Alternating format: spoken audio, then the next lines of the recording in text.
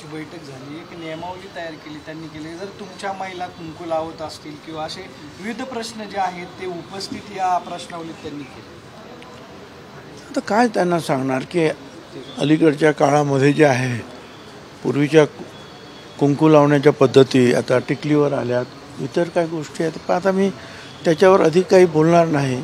माझं म्हणणं एवढंच आहे की 15 दिवसामध्ये हे जर सगळं सर्वेक्षण एवढं होऊ शकतं आहे तर सर्वच महाराष्ट्रामध्ये जाती जनगणना करा ना। हे जर 15 दिवसात होईल तर ते 2-2.5 महिन्यामध्ये पूर्ण होईल आणि कायमचा हा प्रश्न जो आहे हा संपेल। त्याच्यामध्ये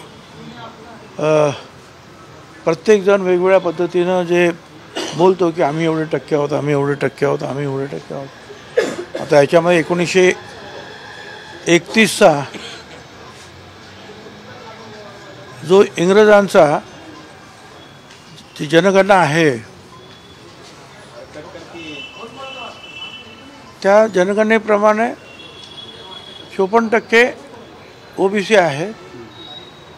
मंडल आयोगाने सुद्धा ते मान्य केलेलं आहे आणि त्याच्या अर्ध आरक्षण आम्हाला 27% मिळालेलं आहे।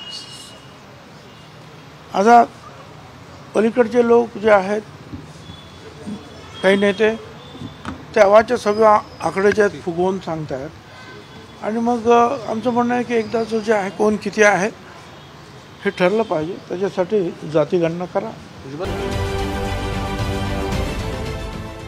देश विदेशातील प्रत्येक घडामोडींचे लाईव्ह अपडेट मिळवण्यासाठी आता साम टीव्हीच्या सर्व सोशल मीडिया प्लॅटफॉर्मला लाईक, फॉलो आणि सबस्क्राईब करा।